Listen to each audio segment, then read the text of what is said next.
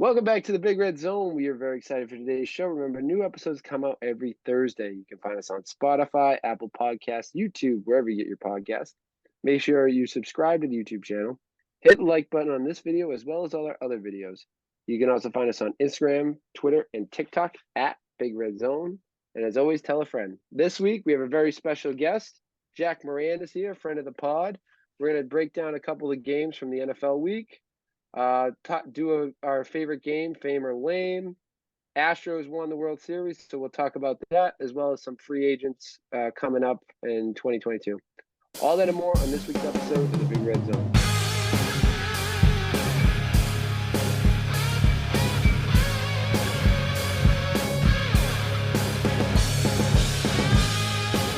Welcome to the podcast. This is the Big Red Zone. I'm your host, Big Red. As always, I'm joined by Danny Football. How we doing, Big Red? Coming off of a big tennis weekend. Big tennis weekend. The match that everyone's been waiting to hear between Big Red and Paige happened. It was good. Played a nice 2-hour match day football. A lot of tennis on Sunday afternoon. But it was great. Good. My buddy, I got to shout out real quick before we bring in our guest. I had to shout out my boy, Will Jones from Wales. He was my teammate in college for speaking of tennis. He's here visiting, and he hooked me up. He gave me a London game shirt. Wow. From the games, man. This is sick. Went to the first game. I think we talked about it on the pod. So I had to shout him. I had to wear it. I showed him. I saw him today, so he hooked me up today, and very excited to wear this. It's a cool shirt, and all the way from overseas, all the way from London. But we are excited for today because we got our friend of the pod, Jack Moran, is here. Boys, always a pleasure to be back. Great to have you back. Following a hot episode last week from our mutual friend Dave Griffin. Dave gave you a special shout out last week, so it's only fitting that you joined us the following week. Absolutely, we gotta get a dual joint one in before the end of the season for sure. Definitely. I know we were saying, well, as the guests are coming on, we're saying we want to get one more in before we hang them up. So we'll have to find a day that we can get you both on one of these upcoming weekends. He's on the off season now, Jack, so he doesn't have that busy schedule where he's doing appearances and signings and has to do all the the big league stuff that he has to normally do during the season. Listen, Dave's big time now. He'll just gotta make time for us little folks. Once he makes it up to AAA, that's it. We'll never hear from him again. I'm surprised we got him on the pod with all his busy schedule. At least we'll have to get him in a fantasy league or something, because at least we know we're beating one person in fantasy football. He's actually having a good year. Yeah, I don't even know. Well, I just know you two are last in the Big Red Zone League. I'm doing pretty well. I think I won this week. So I'm pulling up the sleeper app now. I beat James this week. That's some tough sleddings in that league. In the Big Red Zone League. What came out hot, won the first 2 weeks pretty handily, and then it's been a little bit of a skid here the last 7 weeks. What do you want, a 7-game losing streak? I'm on now a 7. Yeah. This will be 7. Ooh. Yeah, you hate to see it. Griff's leading my division right now. We're about to be I'm about to be 6-3. What's he going to be? He's going to be 7-2. Thanks for your help this week, Zach. Really appreciate it. Rob's about to be 6-3 too this week. You want to talk about a full circle story of Rob Marcello coming out of the woodwork, just absolutely starting off at the bottom of fantasy football and just working his way up, learning his lessons, paying his dues. Not one for the miss on some speculation and some controversy, but he doesn't shy away from it. But let me tell you, he puts his nose down and gets the work done. How about the absolute heel turn out of Rob in our other league this year? Just long incredible. overdue. I thought long overdue. Oh, I mean, it was brewing, but I never thought it was going to come to me. I was Rob's ally for the biggest time. He bit the hand that fed him.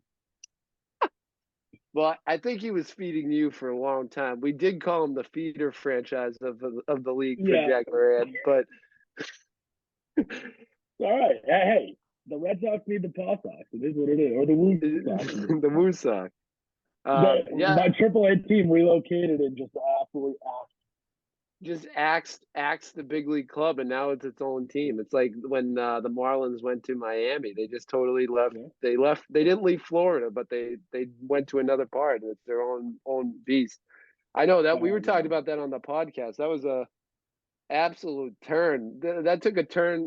Took a turn for the weird at the draft. I thought we were gonna have to move some furniture around. Yeah, that was it's always a good time when the boys get together. It's definitely a good one. We were supposed to get our outing this fall. We never got it in. It's 70 degrees now, so maybe we'll have to figure out getting that outing going.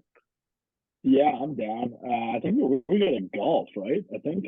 And then, we're going to try to get a little golf day in. Yeah, and then this is the first we've talked about it since then. So. Yeah. We all forgot about it. When's rivalry week? 2 more weeks? It's usually week 11.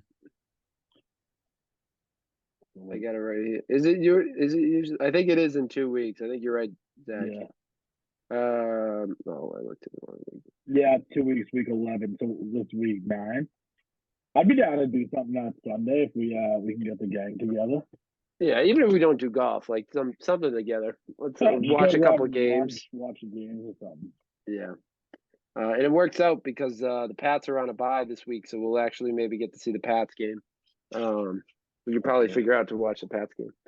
But always a pleasure to have you on. Look at that. He's already in the group chat trying to get the stirring going. I thought I was going to lose you as a rival, Jack. Rob was trying to swoop in and take you as a rival. So did I. I thought Rob was gunning for me week 11. I thought I was going to be handed off to Noah or something. Noah's been chirping in. I was like, I'm not trying to change up my rivalry week. You and Phil were about to be rivals. Rob was like, "Fuck that." Sorry. Was I going to be rivals with him? Well, Rob and Phil. Oh, Rob and Phil are rivals. So yeah. Switched, yeah. Oh yeah. I have no.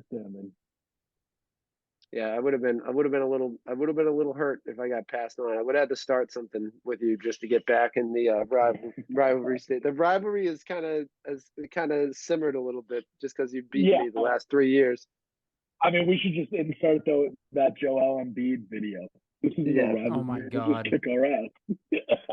That's you what I said. Showed up with that shirt and just that was it. Yeah, that was because the first 2 seasons of the league, I played the Joel Embiid meme every single time I played you. This isn't a rivalry, and then now it's just like now I gotta. You know what? It only takes 1 game, Jack. Maybe in 2 weeks. Maybe that's when we. I was looking at that a second ago. Tyreek and Mostert are out for me that week, but Tua is out for you. So yeah. There's a chance that Tua is not and Kenneth Walker. There's a chance that Tua is not my starting quarterback and by next week. There's some things down the pipeline that may happen that I may be sending Tua out of the. I debated that. All right, let's get in. Okay. Let's get into it. I'll tell you. There's a chance that I trade him away by the next week. But all right. I'm interested to see it play out. Let's get into it. Let's get into the first segment, weekend recap. It's the weekend recap.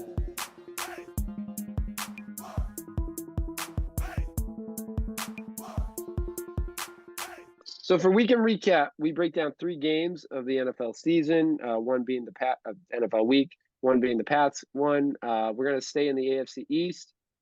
It's a kind of a shock one. Jets versus the Bills. Pick of the week for Danny Football.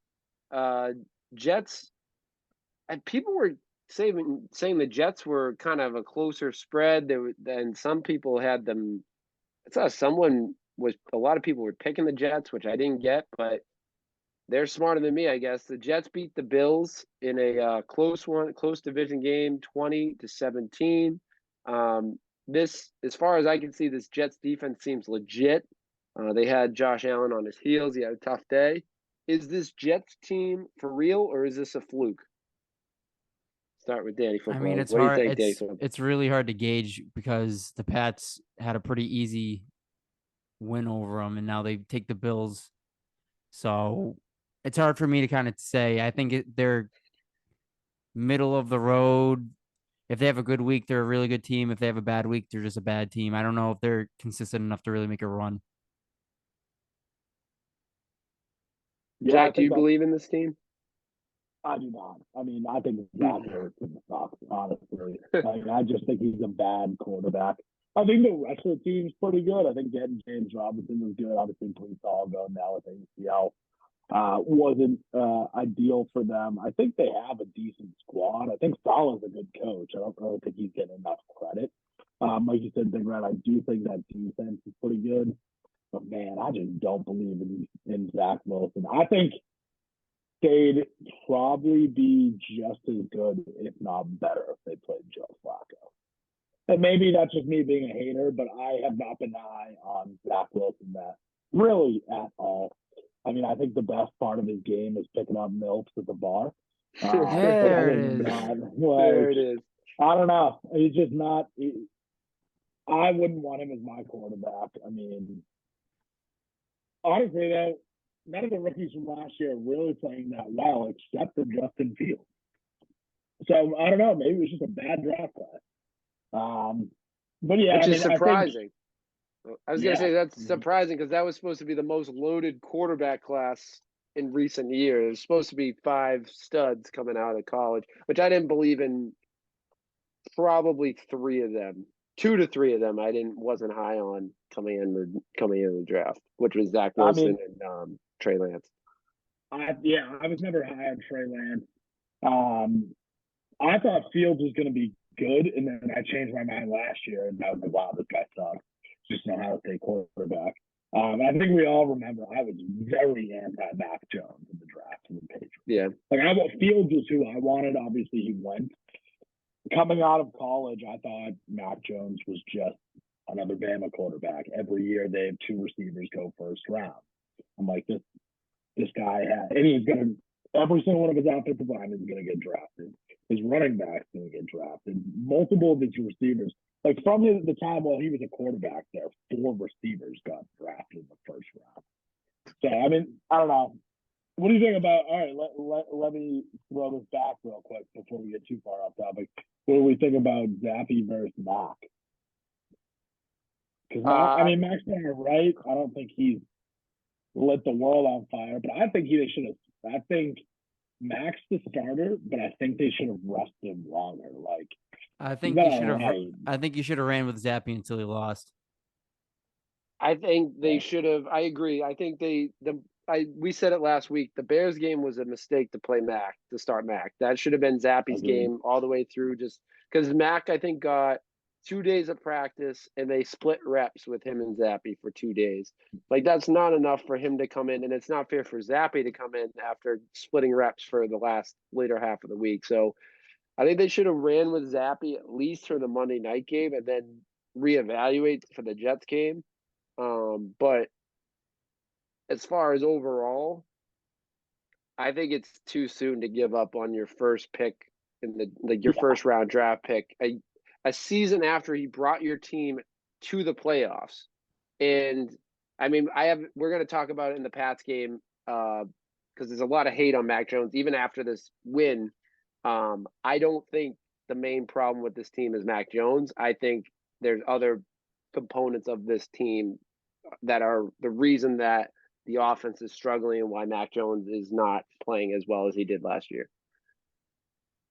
It's called a tease. That's called a tease in the biz. That's what we call a tease. But with this Jets team, I'm with you too. I don't really believe in this team. call me like biased. I will never put my stock in the Jets. I just don't believe in them. But the reason I think that if they do have success, it's not going to be because of Zach Wilson and the offense. It's going to be because of Robert Saleh and their defense. Their defense is legit. Like Sauce Gardner looks like a stud. Like they hit on that draft pick 100%. Yeah. CJ Mosley's He's awesome. also cool as shit. He is a cool dude.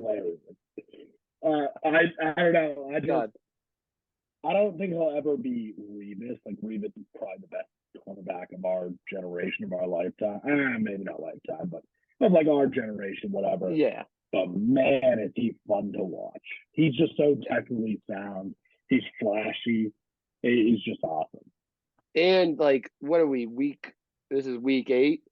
We're 8 games in, and week 9, and quarterbacks don't want to throw his way. Like last game, I think during the Bills game, Josh Allen was like avoiding him. And the last few games, I've heard that on the broadcast. They're like quarterbacks are not targeting whoever Sauce Gardner is covering or his side of the field. They're not throwing to him because he's just a stud. But that defense is legit. It's the best it's looked in years. They're well coached. I just can't get behind, and I'm with you. I can't get behind Zach Wilson. I think he's vastly overrated. The fact that he was the number 2 pick baffles me, and I can't get behind it. They may, and I say this may, I think the wheels are gonna fall off at some point, and they're gonna lose a couple. Not when I say wheels fall off, they're gonna lose a couple games, and that's gonna kick them out.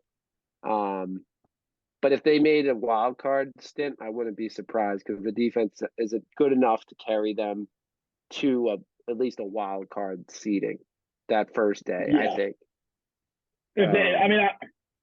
I don't think they're gonna, but if they were to get the 7 seed, I don't think it would like, wow, I didn't see that coming.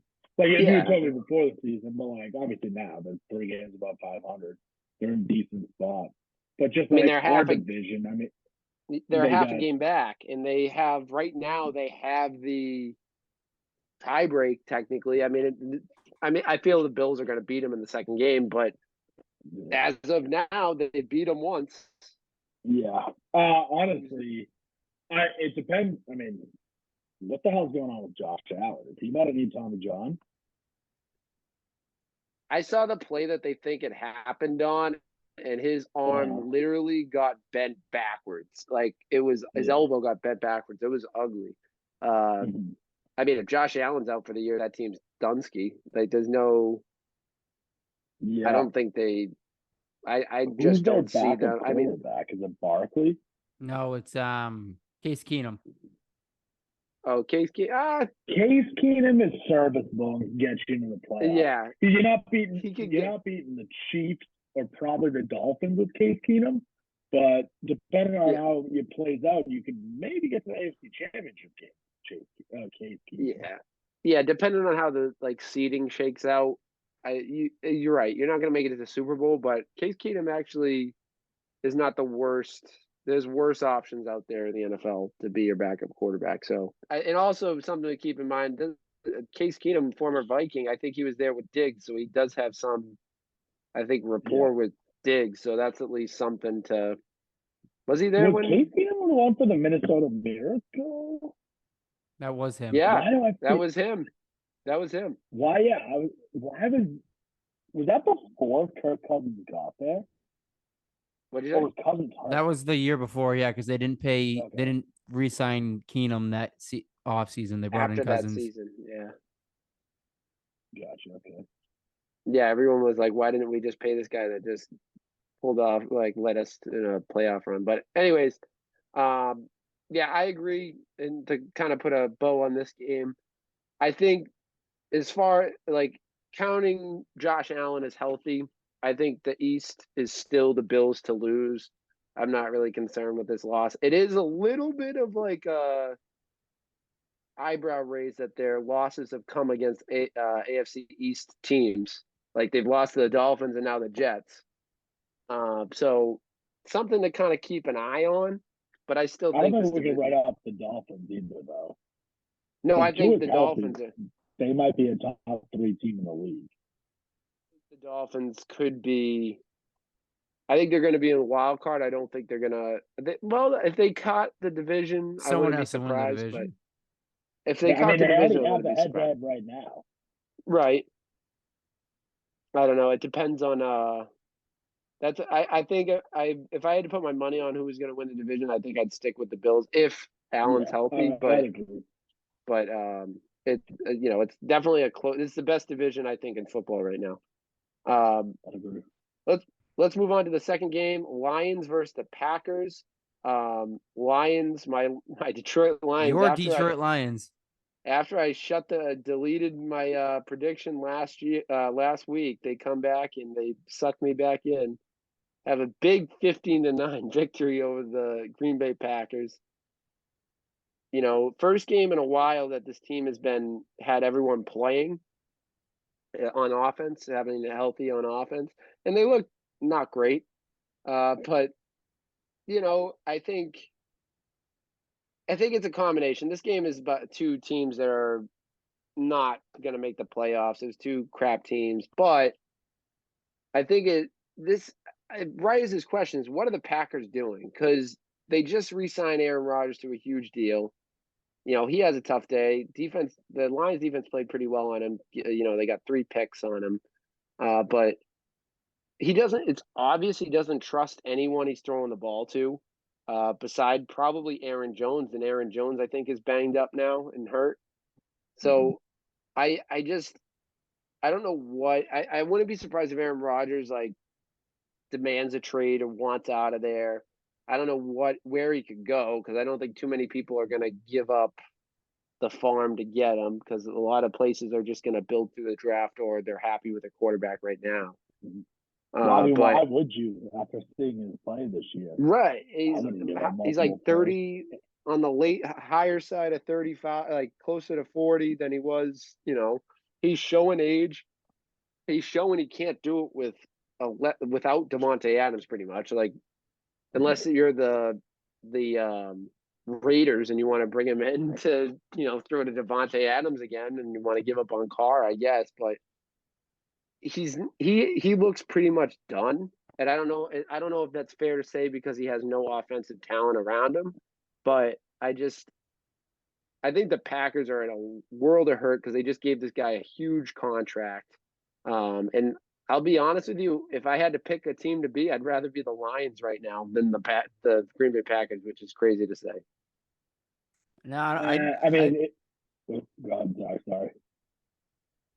It's close. It's definitely close because at least in Detroit, you at least know Goff is a transitional guy.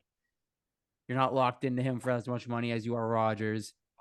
You just traded your tight end, but again, we texted back and forth on this. It looked like you needed to change the scenery as it was.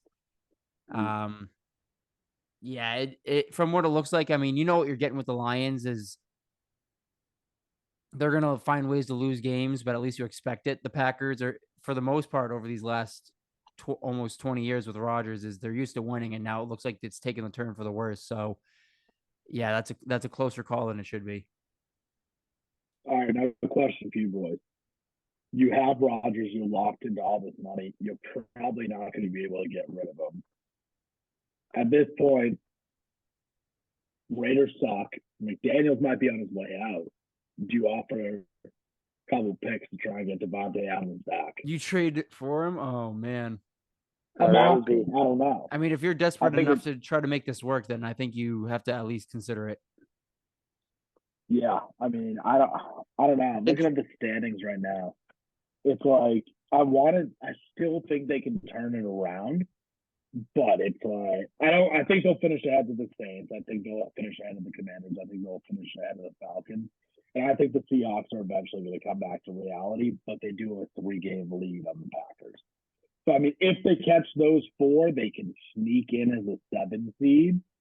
But it's like, I don't know, man. They have to do something. But honestly, I don't even think I would, because Rashawn Gary just blew out his ACL the other day. You're just so depleted now. It's just a lost season. Yeah. But you can't have a lost season. Quarterback's 39. Right. And like, why, to me, like, why, if you're closer, like, if you're a game out of a playoff spot and you're fighting for it and you're going to have like a mid-round pick anyway, then yeah, I'd probably say give up a first-round pick to get Devontae Adams. Right now, you're going to be a top, you have a chance to be inside. If you just stink for the rest of the season, you could be a top 10 pick in the Yeah. draft. It's like, you know that the draft is mainly going to be quarterback based in the first round. From what I've heard, I haven't done much draft research, but I have a feeling it's going to be a lot of quarterbacks taken again in the first round. Yeah. Do you just go out and get a top receiver in the draft and try to build that way because you're going to have a top pick, or are you going to waste the top or top receiver in the draft or fill a hole that you have through the draft, like something else that you need? Or are you going to waste it and go get try to please your quarterback that is older? You are locked into him. But in the grand scheme of things, we've seen it before. People eat money in this league all the time. If you got to eat Aaron Rodgers' contract to get out of it, I wouldn't be surprised if they do that in the next year or so. Like, maybe not next year, but the year after. I wouldn't be surprised if they eat the money and just move on, then just rebuild. Yeah, I've seen some people calling for Jordan Love to start. I disagree with that. I also think Jordan Love stinks, but I don't know. I think if Rodgers is there, you play him. It is what it is. Yeah, I don't think if Rodgers is able to, unless you're trying to like save him from being hurt like the last couple weeks, you don't want him to get hurt for the last couple weeks of the season, you're done, then maybe. But I think if he's healthy, you have to play him. You can't just not play him. I mean, they definitely cannot. I'm looking at his contract right now. If they cut him next year, there's $99 million in dead cap. Oof. Yeah, I don't think they'll cut him next. Possible.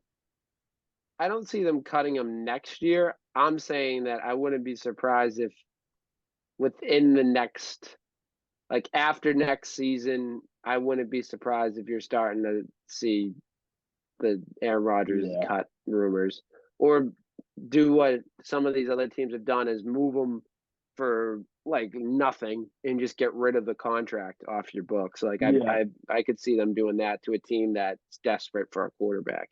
Indy could be, but Indy also, I mean, they're going to tank for the draft. They're just going to draft a quarterback in the first round, I think. I don't think this kid they just drafted is it. They're going to get a new head coach next year. They're going to just build through the draft, I think. The Broncos, they could be giving up on Russ. Give Russ, do a quarterback switcheroo with some picks involved. I wouldn't be surprised if they see that. That's a very similar situation. They just gave all this money for Russ, and it looks like Aaron Rodgers is better. Don't get me wrong. Like, if you had to choose who you'd rather have, Aaron Rodgers or Russ, I'd rather have Aaron Rodgers. But they're kind of in, I don't know. To me, they're in similar situations. And if I'm the Broncos, like, and the Packers want to tank to like just get picks and get rid of Aaron Rodgers' contract, I wouldn't be surprised if you pull that trigger on that trade, because Aaron Rodgers actually has people to throw to on the Broncos, like him with Judy and Sutton. Like, that's going to be a way different situation than him throwing a Randall Cobb. Like, his guy he trusts most is Aaron Jones and Randall Cobb. So, I mean, both teams are in a bad situation, but I'm being dead serious. I think I'd rather be the Detroit Lions if I had to be a team. I think they have more upside with Swift, Williams, St. Brown, and they're going to draft a quarterback in the draft anyway. So I think they're going to be in a better situation. All right, let's move on to the next game. Pats versus the Colts. They beat the Colts. Obviously, the Colts are in a tough situation. They bench Matt Ryan. Jonathan Taylor's not playing in this game. They fired Frank Reich after this game. The Colts are in a bad spot, but this is one of the teams that we had to beat. They beat the bad teams, and you're going to win some of the good games coming up. And we're going to play plenty of good teams coming down the end of the stretch. But the Pats win 26-3. They're pretty much in control this entire game. I mean, the defense, this is a defensive game. The defense played really well. Like I said last week, if the Pats are going to win games going down the stretch of the season, you're not going to have this like from start to finish offensive display. It's going to be ugly. You're going to be kind of like sweating it out a little bit. And while they beat them 26-3, a lot of people aren't happy because the offense really didn't look great. Mac didn't throw a pick for the first time in a long time, so that's progress. But I mean, again, under 100 yards rushing. No one had over 100 yards. I think as a team, we had under 100 yards rushing too. Mac only threw for 147 yards. We had the TD. The offense does not look good. It's not. We're not a good offensive team. I think I wouldn't say we're a top defensive unit, but I think we're a solid defense. And special teams has honestly been getting it done because we're doing well on getting some turnovers there, getting some punts, good returns. But this is a prototypical Belichick team where it's defensive football. I'm not too. I mean, we kind of, as we said, we teased it in the beginning. Do we think Mac's the problem? Are we ready to give up on Mac? I'm not. I don't think we heard from Jack about this. I'm not ready to give up on Mac yet. But I know you asked the question, but are you ready to give up on Mac? Because so many people, it amazes me that as a New England fan base, we want to write this kid off after less than 2 months of football. After everyone said he was the quarterback messiah. He's the guy, he's the heir. And then 2 months later into the season, we're like, this guy's done. Let's go with our 3rd round pick. That's played literally 2 games of football. Like I don't get it. But are you ready to say that? Are you ready to say Mac's done? Like, let's let Bailey Zappi start or go draft another quarterback in the 1st round? No, I mean, I don't think. I think if Mac is fully healthy, he should be your starting quarterback. I think they probably rushed Mac back. I don't think he should have played against the Bears. Yeah, it was the Bears. Yeah, ended up coming back. Honestly, like at first, what do they say? A 6 to 8 weeks recovery. He's back after 3 weeks. Like, yeah. I feel like you probably could have gotten through the Jets and the Colts with Zappi. I probably would have rested for the bye week, honestly. But no, I mean, I think Mac's your starter. I mean, obviously, I'm here for the Twitter jokes. I told Mac to have a good time in Indy. I was kidding, but now they need a quarterback, so who knows? But no, I mean, I think Mac should be your starting quarterback for sure. I mean, I honestly felt bad for him in the Bears game because he shouldn't have been there that game. And honestly, like, he looked good mobility-wise. And then it was just, he had that duck interception, which I still think hit that wire. I know ESPN said it didn't, but that slow. Did you see that? It looked like it hit the wire. It looked it. Regardless, it was a bad throw to begin with. But I mean, that was really the only play like where I was like, "What are you doing, Matt, in that game?" But I understand we weren't moving the ball, so like, I get them going to Bailey, and obviously Bailey looks great the first 2 drives. But I don't know, we just got our ass beat that game. So yeah, I think it definitely should be Mac's team, especially if he's healthy. But I mean, we'll see. So what? I mean, we all agree. I think we can all agree the offense is the problem of this team. Like that's where we're struggling. What would you say? More Kendrick Bourne. Give me more Kendrick Bourne. He's the best receiver on this team. Yeah. Devontae Parker's good. Jacoby's good. But I think like pound for pound, he's the best receiver on this team. Like, you saw what he did down the stretch last year. He's done it in short bursts this year. I don't know what the hell he did to be in Bill's doghouse, but it's like Kendrick Bourne can help you win games. Like, play him. Like, I don't know. I'm just. Well, I was going to say something to spark us. I was going to say not so much what do we need, but what do you think is the problem with the offense? A lot of people are pointing at Mac. I'm not one of those people. I don't think Mac's the problem with the offense. I don't even think Isaiah Wynn stinks. That's a big problem. Yeah, that's a whiff on a 1st round pick. Our O-line hasn't been great. The play calling, and honestly, I think where Mac's getting screwed here is that the play calling was great while he was out with Zappi. because now he can sling the ball. Dude, at Western Kentucky, he broke other NBA records. Like, he can throw. But I don't know. I mean, I guess that's kind of a knock on Mac because they called it a little bit different. But I think they're gonna sling it. I don't know. This is what happens when you have a defensive coordinator calling your plays and his top assistant is special. Like, does anyone really think we're gonna have a top offense coming into this year? I mean, if we didn't have like Ramondre, we'd probably be like what 3-5, 3-6. I don't know. It just I thought we could go like 10-7, maybe 11-6 this year. If we get to like 9-8, 10-7, I'll be happy. I don't know. I just think our division's too good this year. I don't see us making any noise. I think depends on Josh Allen's health. I'll say best case scenario, we split with them. The Dolphins are better than us. I could see us losing both to the Dolphins. Because we lost. We played. Week 1 we lost. Yeah, right. We lost them. It was a close one, but we lost to them. I do think we'll beat the Jets because again, Zach Wilson sucks, and Bill Belichick will game plan against that. I mean, he was lost against us. And you're home. You're home for that game, so I feel like that's a big factor. I just like the defense has been good against bad teams. Like I think the way that you said it earlier, Steve, like we have a solid defense. I don't know if I'd go and say we have like a top 7 defense. No, I don't think so either. Judon has looked great recently. Uche looked good the other day. I don't know. I mean, McCourty had a great game 2 weeks ago. I'd like to see Duggar get healthy, get back. That kid Jack Jones looks good.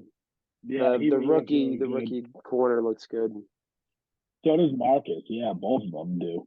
Yeah. I mean, Miles Bryant, I don't think should really be seeing much time. I mean, I feel like it's week in and week out. It's what is Miles Bryant doing? But again, I mean, like Jonathan Jones is this time this year. Duggar's been out. They've had to rotate members of the secondary around. I think Phillips has missed a little bit of time. Jabril missed a little bit of time. Or at least in and out. But I don't know. Like, I'd like to see us get healthy across the board. I don't have expectations. Like, we make it to the playoffs this year, maybe win a game. And even then, like, if you sneak in as the 6th or 7th seed, you're talking about facing the Chiefs at Arrowhead, or I mean the Bills maybe. Who else would it be? It would be the Bills or the Chiefs. You'd probably if we made the playoffs, we'd be the bottom seed. But I think we'd play one of those 2 teams. Well, if you're the 6th seed, you probably have to go to Baltimore. I don't think we're going into Baltimore and beating them, or Cincy, I guess, depending on how the rest of that season or that plays out. But yeah, so who knows, dude? Like I just don't have high expectations for it. We do have a lot of cap room this offseason, though, so I'm excited to see what Bill does. I mean, we just saw it last year. He dropped a bag on a bunch of guys. So yeah, it'll be interesting. I think there was some that we probably could have done without. I mean, Aguilar's all right. I don't think he should be making $15 million a year. But we'll see. I'm a bigger baseball guy than I am football, so I'll have more insight and signings of that. Dave, football, what do you think are the main problems with this Patriots offense? What are your main flaws? I think Matt Patricia is a big problem. I don't think he should be the OC. The fact that he has 2 completely different playbooks for 2 quarterbacks is insane.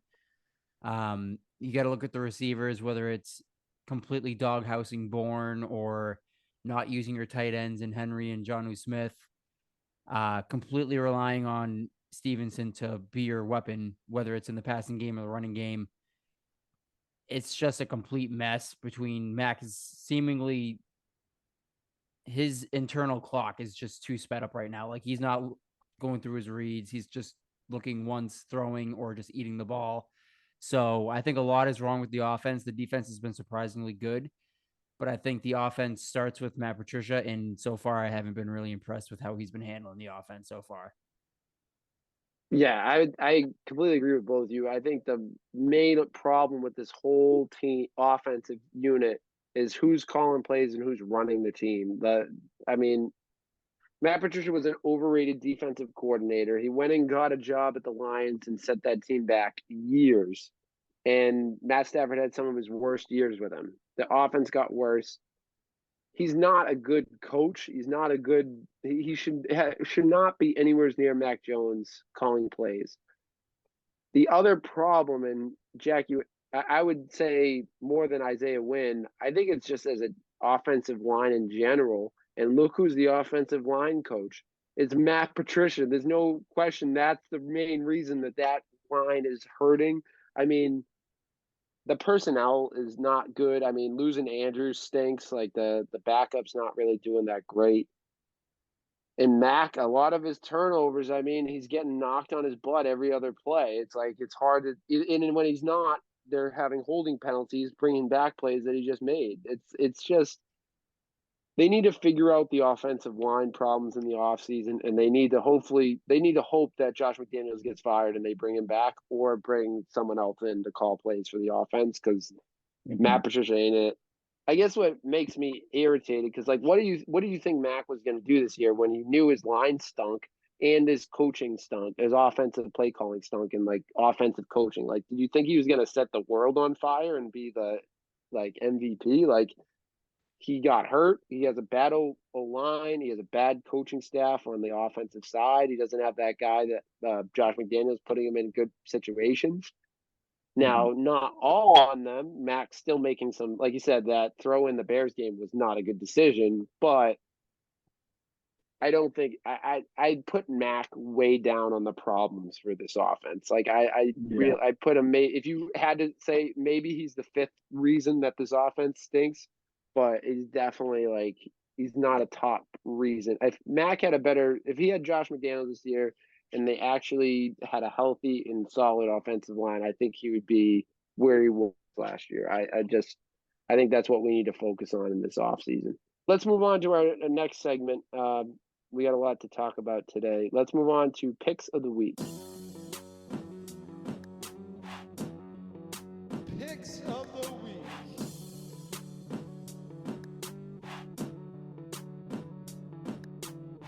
So for picks of the week, we pick one game from the upcoming NFL weekend. I'm currently in first with 8-1. Zach's on a little bit of a skid, but I think this is the week to turn it around. And the guest record, Jack Moran, not to put any pressure on you, is 5-1, and they're on a little bit of a heater right now. So, no pressure. I'm gonna ride. We're not gonna talk about it because we talked about him a lot last week, and I said we weren't gonna talk about him, but I'm gonna ride my boy Tom Brady over the Seahawks. It's gonna be a tough win, back-to-back wins. Got the first. They finally They stopped the bleeding on their season, I think. Tom had a vintage drive. I watched that live. It was an unbelievable drive from him at the last end of the game to win that game. I think it's only a matter of time when this Bucs offense starts coming together. I mean, it's not Tom's fault. There's so many drops, and if they can just hold on to the football, I mean, that one at the end, it shouldn't have come down to the last drive because what's his name? Scotty Miller. Scotty Miller dropped a bunny in the end zone. That was embarrassing. And Mike Evans keeps dropping balls, but I think they're going to put it together, like you said, Jack. I think you mentioned it earlier. Seahawks, I think, are going to come down to earth a little bit. So I'm going with Bucs over Seahawks. Going with that Germany game. 2-game losing streak here. Got to turn things around. We're going to go for a gimme. Giants over Texans. I like it. Danny Dimes coming off of a bye week. I'm going to go outside the box here. This is a team and a quarterback that I think is going to figure it out. And I really don't think you know where I'm going with this. But give me the Broncos over the Titans. I don't want to hear this Broncos word ever again. I'll take Broncos over the Titans. Malik Willis. I don't know if it was the play calling or what. He looked all right in the first half yesterday, but he looked lost in the second half. And the Broncos defense is way better than the Chiefs. I like that. I think Russ is going to find a way to blow it, but I think you're right. Malik looked lost in the second half. Let's move on to waiver pickup of the week. I'm gonna go. I think we've been riding a tight end hot streak the last few weeks. Give me Cade Otton. I'm gonna ride the Bucks train. Tight end for the Bucks. Looks like they called him on the broadcast, and I quote, "Baby Gronk." He's looking. I don't think I'm ready to give him say that he's not Gronkowski, but rostered in 5.1% of leagues. He had 5 catches, on 6 targets, got 66 yards and the game-winning touchdown. Brady loves his tight ends, especially with an offense struggling. He's caught what's thrown to him, which I think if we've learned anything from Brady, he throws to who catches the ball. Minus, I think he's always going to throw to Mike Evans, but he's going to throw to who's catching the ball. So I'm going with Cade Otton. I think that's a nice pick, and honestly, not a bad. If you're like me in the Rob's Bald Spot League, I'm kind of looking at keepers right now. He's not a bad keeper to throw on, possible keeper to throw on your bench. I'm going to go Zay Jones, change up with a wide receiver, owned at 34.4%. And he had a 9 last week. So if you're looking for a fill in wide receiver, why not? I'm going to, outside the box, has not played yet this season. Deshaun Jackson, because there's not a single receiver that's not hurt in Baltimore. Someone has to catch balls from Lamar Jackson. I like it. All right. So this is a game that I think, Jack, we played it on almost every time you've been on the show, because we always like to debate the Hall of Fame. I feel like it's a hot debate between whether I think a lot of times we kind of fall in the same line, but I feel like we're always debating the Hall of Fame. Over the last few weeks, there's been a lot of debates, especially like after Matt Ryan was benched, saying is he a Hall of Famer or not? So we're going to go through some names. We have a bunch of names here. We're only going to do some of them. We took out like the Bradys, the Aaron Rodgers. Like, I feel like those are like no debates, like Aaron Donald of the world. Like, we're not going to talk about them. We're going to talk about those in between guys that, some people think they are, some people think they're not. So we're going to start with Matt Ryan. Is he, because he's the one that started the debate, is he a fame or is he lame? Day football? I'm going to go with Hall of Fame. Oh. No, that's Hall of Fame. I think he's in the Hall of Fame too. I'm going to say the Hall of Fame too. I think this is also me being a homer because I'm a BC guy. So I'm going to fully put my bias out there. But he does have an MVP, the All Pros, didn't get the Super Bowl ring. He is a part of the worst Super Bowl loss, but I don't put that too much on him. I put that on his play calling. They didn't run the ball, but I'm very thankful for that. But I think Matt Ryan, like we always say, this is a common thing we say all the time. Can you tell the game of football without Matt Ryan? I don't think you can. I think he had his fingerprints all over this, especially with his like just stat packing seasons in Atlanta. For better or worse, he was a part of that Super Bowl, so you can't really. And he won the MVP that year, so I think Matt Ryan is a Hall of Famer. He beat Brady for the MVP that year.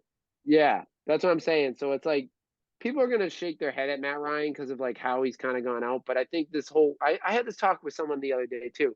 I feel like Brady's totally changed the look on like everyone now thinks that, and also Aaron Rodgers, like everyone thinks like you're 35, you should be still putting up numbers. It's like Matt Ryan is like 10 years ago when you turned 30, you were like, oh man, here we go. He's going to start declining. It's like, he's just old. I don't think that diminishes what he had as a career. So I think Matt Ryan is definitely a Hall of Famer. Yeah, I mean, I do the argument with Phillip Rivers, top 10 all time in touchdowns, yards, completion.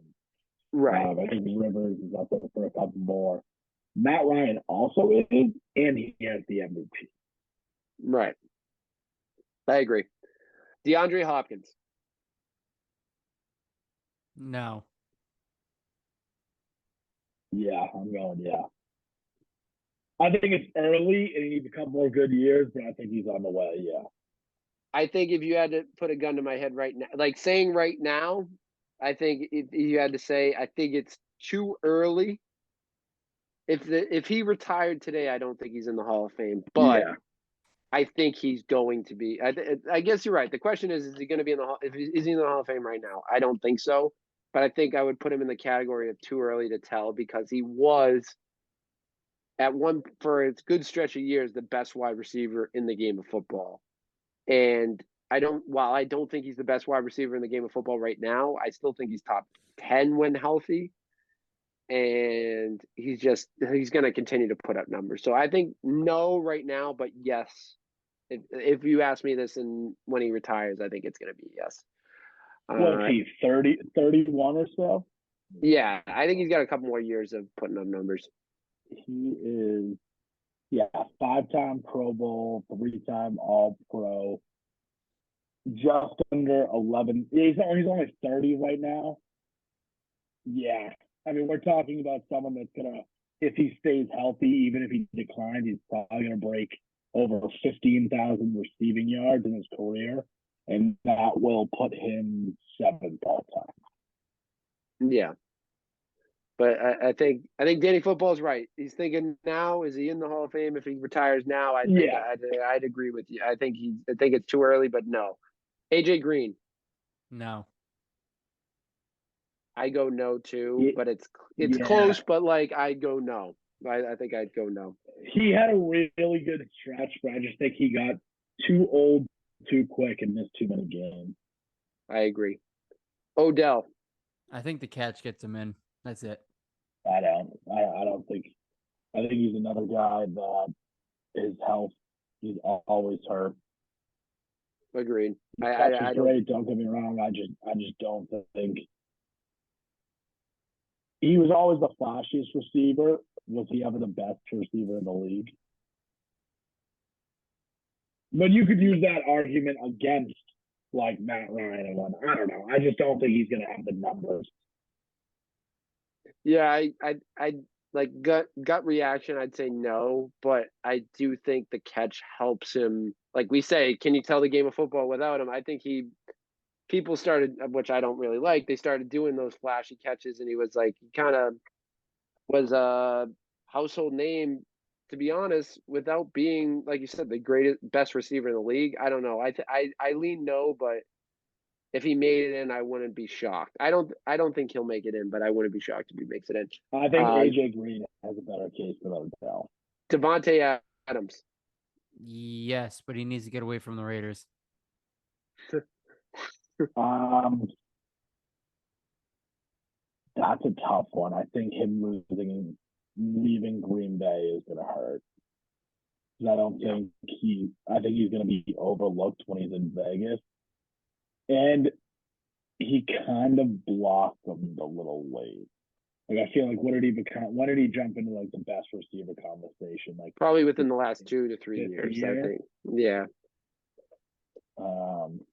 I'd say no flat out. Like but he may change my mind in the next couple of years, but if I had to say right now, I don't think so. Like I just, like you said, he popped too late. I think this year, if he was with Green Bay, he would have put up unbelievable numbers again, and then that makes his case a little more stronger. But I just don't see that happening down the stretch. I'm looking at his numbers. What could be a saving thing for him is the touchdown, because he does have 80 in like 9 years, which is a ton. Yeah. Gun to my head, I'm still going to go no, just because I think him versus Hopkins is a fair comparison, because Hopkins only been in the year like a year longer, in the league a year longer, and his numbers are far more impressive. And yeah, Adams has only had 3,000 yard seasons in his career. And right. I don't really think I would say no. The more I talk about it, the more I think no. Russ. No. I go no too. He does have the Super Bowl. He does have, a lot of pack numbers, but I just don't see it. I mean, I guess if you're going Matt Ryan, I guess you gotta kind of look him, but I think this trip to Denver hurts him a lot to make the Hall of Fame. I really do. Not just with his numbers, but like a lot has come out from like teammates and stuff that like people didn't like playing with him, and like the Seahawks, like I don't know. I don't know how much of it is true. I don't know. I'm a gut reaction, and maybe a little, again, I'll admit some bias here. He has screwed me in a lot of fantasy football leagues this year, so I am a little more salty at him more than others, but I don't think he makes it. Antonio Brown. No. There's no way the I league think puts him Antonio in. Brown's one of the best receivers of all time. I don't think he makes it in, but I think he's one of. It's one of those things. Like I think the way he went out just will sour everyone to put him in. But yeah, I mean, and was he one of the best? I think it's going to be like a Kurt Schilling type thing where they just do it out of spite. Man, was he one of? He was just so good in Pittsburgh, and even like his second to last year when he played half the year in the second half of the year in Tampa when they won the Super Bowl. He was a big part of that Super Bowl team. So he's got the Super Bowl ring. He has really solid numbers, but I just don't. I'm gonna go. Yeah, I really am. Well, if we're taking politics and him being a scumbag out of it, but if we're talking on-field talent, yeah, I think he does. His stretch from like 2013 to 2018, arguably the best stretch ever. I mean, 110 receptions for 1,500 yards, 130 receptions for 1,700 yards, 136 for 1,800, 106 for 1,284. And then, I mean, 2017 season, he had 1,533 yards in 14 games. Yeah, I agree. Like, if you're looking at numbers, yeah, but I just don't see it with – I think the off-the-field stuff is going to affect him, especially the more and more – Which it shouldn't. It shouldn't. It shouldn't, but – But to be fair, some of this stuff happened when he was playing. And that stuff is like, you can argue, should it be – like, how he left the Raiders and how he left the Bucks. You know, it's just, I don't have him on this list, but it's like Deshaun Watson. Is Deshaun Watson? I mean, he's still young, but like, I think Deshaun Watson could have an unbelievable. What? Deshaun Watson is far too early. No, I know what you're saying, but like, I feel like his stuff off the field, like, in him being suspended, sitting out a year, and the more and more that comes out about him, like when he was playing, I think that's going to sour him. No matter what he does, I think that's going to sour him too. You know, I mean, Antonio Brown posting stuff on Instagram and doing that stuff about Tom, like I think he's a scumbag, but I don't factor that in for him being a Hall of Famer or not. Like that's just him. He's a scumbag, I think. But I think the one reason he does not become a Hall of Famer is Vontaze Burfict. Yeah, I would agree. I agree with that. It's so wild when in like life and something that you can see one thing that like instantly changes the trajectory of the life. And the Vontaze Burfict hit. Like whenever he dies, like they need to study his brain. He has to have unbelievable amounts of CTE. Like I'm not even saying that to be an asshole. Like he is just not right. There is something very wrong. I 100% agree. That totally screwed up his career. But the last one I want to do, this is the last one, Matt Stafford. Yes, 100%. I would say 100%. Top 10 in all the numbers. He can retire today, in my opinion, to be a Hall of Famer. I agree. I think if he retired today, he should be today. But I think he should be a Hall of Famer if he retired today. He'll probably need like 3 more years to be a lock. But in my mind, he's a Hall of Famer. I 100% agree. I think he's a Hall of Famer. Zach, did you say he was? Yeah, he's in. Okay. Yeah, I totally agree. I think he's in the Hall of Fame. So let's move on. The World Series just finished. The Astros are now the World Series champions. I know Danny Football called it. You know, great call by him from the beginning, actually. But when we did our pre-playoff calls, he said the Astros are going to win the World Series. Wasn't a fan of it, but you know what? Gotta tip the cap. Tip the cap when these predictions are made. But when you're passing that betting slip, you gotta go for the sure thing. So, in my opinion, I mean, it is impressive. As much as you like, I think Jack Moran tweeted it. I think he's a big believer that we should move on. I don't want to put words in your mouth, but we should move on from the trash can incident. I'm just not a big Astros fan, period. Tired of hearing about the trash cans. They're the best organization in baseball. They've been to 4 of the last 6 World Series. They're better than you. They're better than me. They're better than the Red Sox. They're better than the Yankees. They're better than the Dodgers. They're good. Move on. Yeah. And it's to me, like, it is just impressive, the dominance. Even after, like, they've lost some key people, they're able to just keep it going through young players. You know, they losing Correa, everyone was like, oh, that's a big loss for them. They were able to Correa was interviewing the Astros in the World Series after they won the World Series. He's working for MLB Network, and he's interviewing them when they're getting another trophy. So it is objective. I'm not an Astros guy. I don't like the Astros. I kind of like, it was cool when the Astros won the first World Series, but because they hadn't won forever. But I've never been an Astros guy. I'm not a fan of them. I don't really care that they won. I was kind of rooting for the Phillies in the end just because of our boy Kyle. And I would have liked to see Dave kind of rub it in John Henry's face for the way it kind of ended with him, and he goes out and wins the World Series less than a few years later. But the main guys I'm happy for, Baker.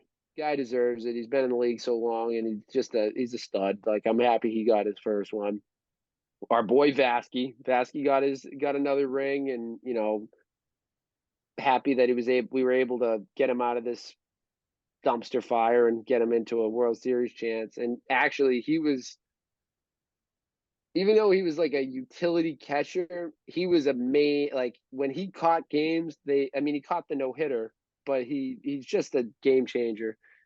And also, I've always been a fan of this guy, Trey Mancini. Like, Trey Mancini's story's one of the best in baseball. He beat cancer and now he has a World Series ring. Like, he spent all those years in Baltimore just wasting years. We talk about, like, Matt Stafford wasting years in Detroit. He's like wasting years in Baltimore, and he comes out and he gets a chance to win a ring. So I'm happy he won. Other than that, I really could care less. I'm not a big Astros guy, but it was a good series. I'm happy it was a good series, and I'm happy for those few guys to get their second ring or first rings. Yeah, I mean, good series. Very very similar to the Red Sox ALCS series last year, where the Phillies, like the Red Sox, completely pop off in that third game, looking like they're going to take over the series, and then the Astros just go pedal down. Like you mentioned, I'm not a huge Astros guy, but again, this team is it's undeniable. This absolute run they've gone on. They're a completely over the top talented team. They completely earned this one. If people want to harp on the trash can thing for 2017, that's fine, but that was 5 years ago at this point. They dispatched the Yankees, they dispatched the Phillies. It is what it is. This team is head and shoulders above the rest, and it's gonna take a big offseason for any team to kind of dethrone them at this point. Yeah, I mean, Verlander's their ace, and there's no guarantee they even resign them. They can allocate that money somewhere else. They're a machine, dude. It's just, I honestly think they're the best run organization in baseball, controversy or not. They just, like, Correa's a top 3 shortstop in the league. They're like, see, we get this kid that we know is going to be good. Rookie Jeremy Pena, humane zone, just goes out and wins the World Series MVP in his rookie year. Nah, he's nasty. I mean, Jordan Alvarez, they traded for him from the Dodgers for a relief pitcher in like 2017. Their scouting is insane. Like, they showed a graphic. I think of their like international pitching, because they got, what do they got? They Valdez, Yeah. There's a bunch of them that I forget their names. They like signed them from the time they're like 15 to 19. Like they're just good. Like I don't know. Yeah, their just, homegrown talent is just impressive. I mean, even when they won the World Series the first time, I mean, Correa, Burke, Bregman, Tucker, Berman, Altuve. Altuve, they're all homegrown guys. It's like Yeah. very few of them are brought in. Like Verlander was like they acquired Verlander, but a couple of vets like that. But for the most part, their core was always homegrown guys. And you're right, I think they may be the best organization, at least from a scouting and putting together a roster angle, which is what matters to me. Like it's their best. If the Astros don't win 100 games to make the ALCS, that is a failure of a season. Like that is like the minimum expectation as an Astro. Like the Sox, like yeah, like some years you're like, all right, if we don't make the ALCS, it's a bad year. Or like even when we're doing well, like we'll make it. Even if we go ALDS, like whatever, you win 90, 95 games. Like Dodgers are going to win 100-something games every year, but there's no guarantee they make that NLCS. What is it? Have the Astros made the last 6 ALCSs? Yes. Because yeah, we beat them in 18, and then they beat us last year. The Rays beat them in 2020, right? Mm-hmm. No, they made. I don't know. Okay, but still, 5 of the last 16. Or sorry, 5 of the last 6 ALCSs. What? No, they did beat the Astros. They won 7. Yeah. So you're talking about an organization that's been to the last 6 ALCSs. 4 times they've gone to the Super Bowl or the World Series, sorry, and 2 of them they've won it. Like I don't think people understand how hard it is to win the World Series. Like, all right, the Patriots were the best team in the league a lot of years. They're expected to win the Super Bowl how many times, whatever. There's like a lot of leagues. You have 1 or 2 big superstars, whatever. Baseball is not a superstar-driven league. Like, look at the Angels. They have arguably the 2 biggest superstars in the league. 2 of the probably top 5 best players in the league, plus some decent supplemental pieces around. And they stink. They can't even make the playoffs. Like, I don't know. I think it's just so hard in baseball to make it there so consistently. I think that's why it's so impressive what the Astros have done. I mean, that's why like I'm just so tired of hearing about the trash can. Like Jeff Passan will tweet about Passan Passan, whatever his name is, will tweet about the Astros, and then the mentions are just so goddamn annoying. But the one good thing about the World Series ending is now we can look forward to the off season. For the Sox, I think it's a crucial off season for this organization to tell where we're going to go for the foreseeable future. We have a guy that has been in the organization since he was 18, 19. Mm-hmm. He's won multiple World Series with him. He's been a leader of our team. When you think of the Red Sox, I think right now, like with this 2022 team, the face of it I think of is Xander Bogarts. And for all intents and purposes, it seems like this team is willing to just say see you later to him without even batting an eye. The only reason the Sox should not re-sign Xander Bogarts is if they're signing a guy like Aaron Judge or Carlos Correa, in my eyes. If they're going to tell me that they're going to sign Aaron Judge, I can at least accept it because you're trying to solve a problem that they have, which is like home runs, and you're bringing in another star power guy into the franchise. I'm not happy about it, but I can at least get behind it that you're going to move some pieces around the infield and you're bringing in a home run guy out in the outfield. I think it's a mistake to let Xander Bogarts walk. I think that the fact that they're willing not only to do that with Xander, if they let that happen to Xander, I think they're going to have a huge culture shift in this organization where Devers isn't going to want to stay here. When it comes to it, Cassis won't want to stay here. You're going to lose all homegrown talent. Like I think it's a bad look. It started when we let Mookie walk, and I think it's gonna just get worse if we let Xander Bogarts walk. So if they get Judge, I won't be happy about it, but I can at least get my head around why you're doing will this. Be happy about it. You will be happy about it. Aaron Judge, Yeah, I'll be happy that we're getting Aaron Judge, but like the fact I won't be as upset about losing Xander Bogarts if they sign one of these big name free agents. Like if they add to that and not just subtract, and like Xander Bogarts goes and signs with the Phillies, which I think is what's going to happen, and Judge signs somewhere else, and Correa signs somewhere else, and DeGrom signs somewhere else, and Turner signs someone else. You're going to be left with what? You're going to have a question mark at shortstop, and you're going to say, "Oh, let's move Trevor Story back." His arm's junk. He looks good at second base. I'd rather have him at second base. And then you're going to be kind of hurting because if I'm Devers, I'm going to be like, all right, I'm going to leave next year. And then it's just going to be a revolving cycle. So I think it's a crucial pivotal moment in this organization this offseason. It starts with, I think you got to give Bogey his contract. Like, I think you have to. It's super important that you re-sign him. Am I confident they will? No, because if Mookie Betts couldn't get re-signed, I don't know why I should have any confidence that the front office will get Bogarts re-signed.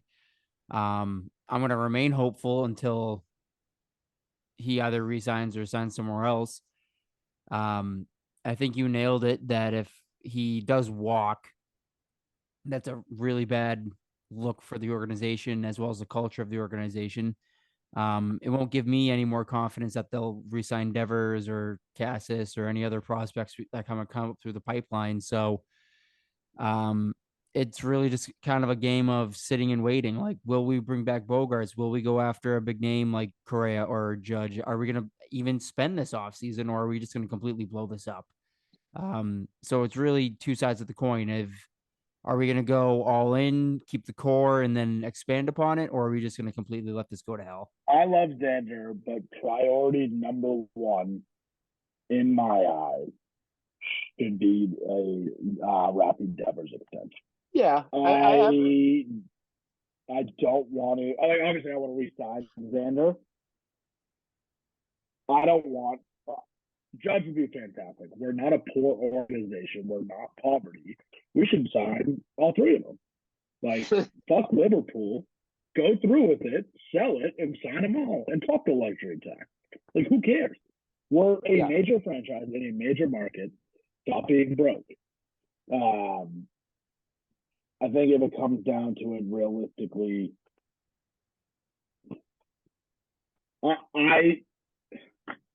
if you don't re-sign Xander, I can see a 2023 Red Sox opening lineup that doesn't have Xander or Devers. I think there could be a domino effect. I don't think the monetary cost. I don't know. It really just depends on what he wants with the contract. Because you guys see that pros projections, like 8 years, $228 million. Like, I'm out of that. I'm out. Yeah. I'm out of that. Like, that's Trey Turner money. Judge obviously would be unbelievable here, but I don't think it's worth it monetary wise. You're saying for whatever, because I also think Correa is going to get a bag. I think he'll probably get I think Xander will probably get from 28 to 30 million a year AAV. I think Correa is probably going to get 36 in probably a couple more years than Xander gets. I don't think there's that big an upgrade from Correa. I do think Correa is better than Bogarts, but I don't think you're upgrading that much to warrant kind of that culture shift. Now, if Cora is campaigning for his guy in Correa, then I think that's one thing than just letting Bogarts walk in that sense. But also in terms of Judge, the capital it will take to get Judge, Because I don't think Judge isn't getting a 10-year deal. No one's giving him a 10-year deal with all the injuries and everything that he's had. I'm hopeful, but again, I think we need some starting pitching. I'd like to see Evaldi back on like a 3-year deal, maybe like 14 to 16 a year. But I mean, this team is definitely going to have holes. I think in terms of like starting pitchers, we can definitely use them. But there's no big names. There's no Garrett Coles out there right now. Like, yeah, like there's Justin Verlander, there's Jacob deGrom, but are you giving Jacob deGrom $35 million a year with his injury history? Are you giving Justin Verlander $28 to $30 million a year? It'll be 40 at opening day. I mean, David Price is probably going to retire. I mean, Carlos Rodon is interesting, but he's still going to be 30, 31. I don't know. I think if you're going to make a big splash in terms of pitching, you're probably going to have it on the trade market. I saw something thrown around on Twitter today. It was like Corbin Burns. That would be interesting. I think what you were saying about Judge, I think you're right in a sense. Like, it's going to cost a lot. But in the grand scheme of things, I think you just got to I mean, John Henry's got to open up the wallet. And Hugh can bring in Judge and Bogey and give Devers an extension. Take the luxury tax hit and just make your offense so overpowering because you're pitching, or go out and get a pitcher that's going to be reliable. But like you said, deGrom, I think, is great, but injuries, it's tough to give him years and money. Verlander is older, but he's great. So it's like maybe you sign him if, I could see deGrom. I think the Astros are going to end up re-signing Verlander, but I wouldn't be surprised if they go out and get deGrom, because that's something they would do, is try to sign deGrom and then let Verlander walk, and then Verlander's looking for a new home. And I wouldn't hate signing Verlander for a year. I wouldn't hate it, giving him a lot of money for a season. I wouldn't, but I also think if that's your big splash, is bringing in Verlander. Oh no, I'm not saying that. I don't know. I think it comes down to the way that I look at it. Would I rather spend $45 to $50 million a year on Aaron Judge, or would I rather spend $50 to $55 million a year on Xander Bogarts and Carlos Rodon? Now I'm taking Bogarts and Rodon. Like, that fills our hole. If we have both of them, that makes us a better team than Aaron Judge. I agree, but I think I think I agree with that logic. I think that if they sign Bogey and sign someone else, like a starting pitcher, I think it's worth not taking this plunge at the stab at Judge.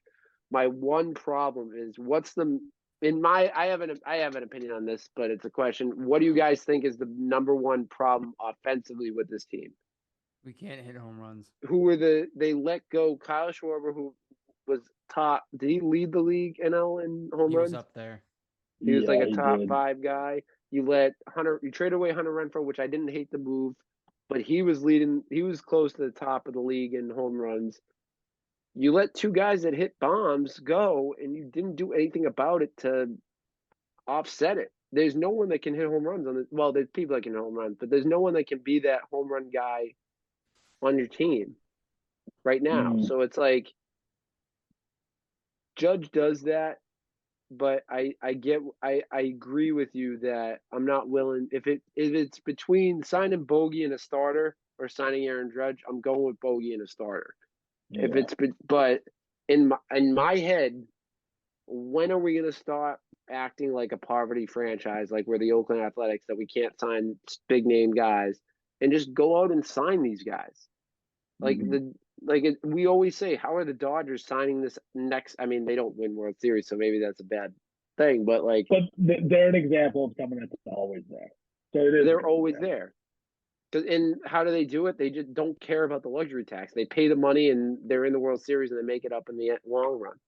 I just think it's crazy that we're about to let our 2 best homegrown. We already let our best probably ever homegrown talent walk. We didn't walk. Mookie Betts is the most talented player in Red Sox history. Ted Williams played against mailmen. I don't want to hear it. No, I'm saying that's what I'm saying. Like we didn't let him walk. We traded him, but we basically let him walk for not like. Yeah. And you're about to do this. You're literally going to get nothing for Xander Bogarts. He's not the best homegrown talent, but he's the face of your franchise right now. And then in turn, you're going to let Devers walk. It's amazing. It's a crucial moment. I think if they give Bogarts the deal, they sign Devers, which it sounds like they're kind of far away on an extension for Devers.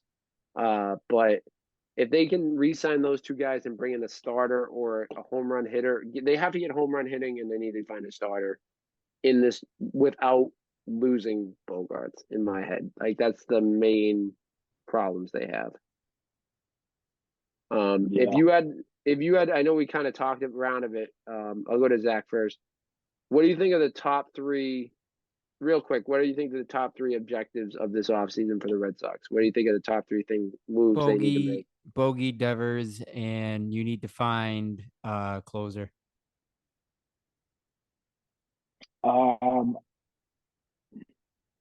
Devers one, top of the line pitcher or starting pitcher two.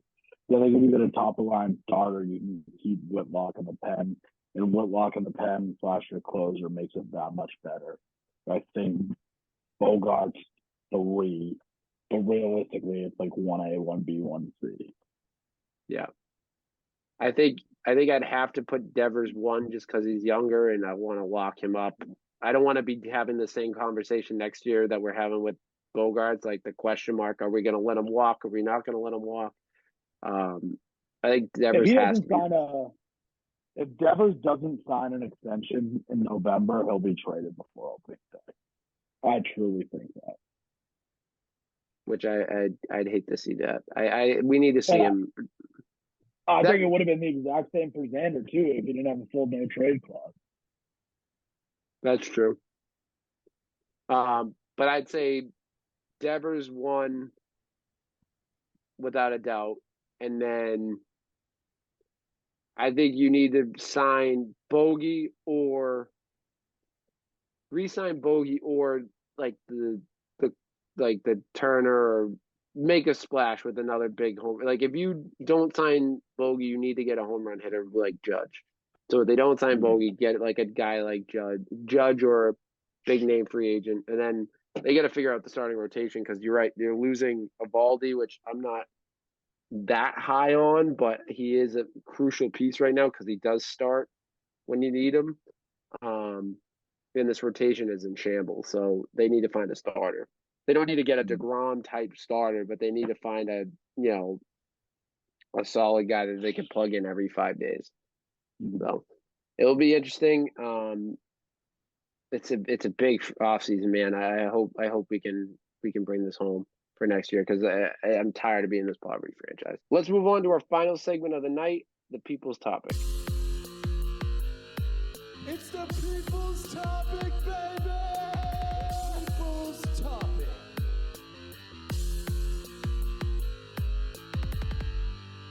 So for people's topic, you can write on our Instagram and Twitter page at Big Red Zone. Leave a comment. Let us know what you want to talk about.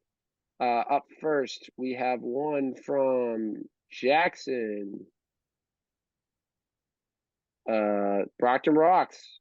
Works out because Jack Moran's here, and obviously Danny Football, we always like to talk about the Rocks. Do you hear the Bananas are coming to town?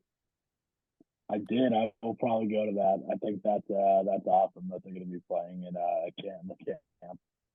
Yeah, it's gonna be a fun year. They're not playing the Rocks, right? They're playing. No, they're playing like I always equate it to like the Globetrotters play the Generals. They're gonna play like their team that they always play. That is cool though. When I saw that, I was like, yeah, I'll definitely go to that. Yeah, it's gonna be a fun one.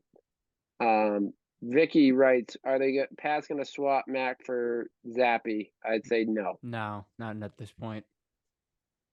I mean, unless Mac goes out there, it looks like shit for the next 3 or 4 games, but I don't think he will. Yeah, I think you're pretty much locked. I think the bye week's coming at a good time for them. Yeah, but get some rest, be able to focus on the Jets, which is kind of helpful because now you can just put all your effort into beating them, and that I think going into the Vikings game Thanksgiving week, beating the Jets is a big step up for them. All right, this one comes from Paige. It's the moment you all been waiting for. I'll try to make this. Try to move through this pretty quick. She said, "Yeah, of course." She said, "Great tennis match. I almost had that comeback. Can't wait for a rematch. Maybe doubles rematch. She wants to get Danny Football in on the action." God. She says, "I don't know what I'm going to talk about during People's Topic now. It's the end of an era." Yeah. She said, "Oh, she's already. This is crazy." She said, "You do need to get your eyes checked, though." She had a debate. She debated me on a line call that was clearly out. She needs to get over herself. Definitely tell them how you almost killed me. Oh yeah, I almost killed her with a ball. I had an overhead that I hit right back at her, and I felt really bad. Worth the hype, so much fun. Yep, we had a big match. Beat her and played 2 sets. Beat her in both sets. She started getting the best of me. My conditioning is not that great. I am not in the best of shape. So I was getting tired, making some mistakes. But Paige is legit. I'll give her some props. She's legit at the game, and it was a good match. It was a lot of fun. But of course, Danny Football. Was there ever any doubt? Never a doubt. Bet the house. Bet the house. Bet the farm. Bet the house. It was fun. It was fun to beat Paige. What'd you say? You said bet the farm, bet the house, bet the farmhouse. Bet the farmhouse. Bet them all. I'm gonna play for Pinks next time. I need to make some money. We'll put our cars down. Last one comes from Joseph_Celia. He writes, "I'm concerned about the Patriots offense. Mac needs to spread the ball more." Yeah, I mean, the Pats offense. What? Same Joe. Yeah, no kidding. The Pats offense is the only reason I'm concerned about this team. Well, the main reason I'm concerned about this team. Again, I think it's less Mac spreading the ball out and him having more time, and Matt Patricia not calling backyard football plays that the defense can literally be calling out before you snap the ball. Like the Colts defense was literally saying they're going to run a screen. They're running a screen. They're running this. They were calling out the Patriots offense during the game. So I think that's all on Matt Patricia, and I think it's on the offensive line, giving them more time, more so than Mac.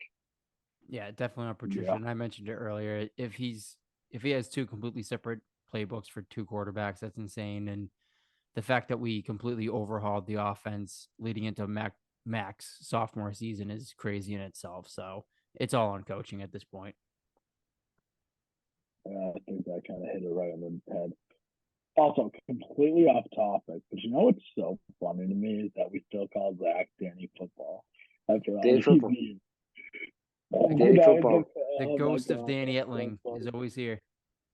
That 87-yard touchdown. Can't beat it. That was the longest. John would never forgotten. I think it's still the longest quarterback run in franchise history. I think it's going to be there for a long time. I don't see Mac beating that out. No, not a chance. But thank you for everyone for writing in to People's Topic. Remember, you can write in our Instagram and Twitter page at Big Red Zone. Leave us a comment. Give us a follow. You can also find us on Spotify, Apple Podcasts, YouTube, wherever you get your podcast. Look us up on TikTok. Give us a subscribe to the YouTube channel. Hit the like button on this video. Hit the notifications bell so you know when our episodes drop.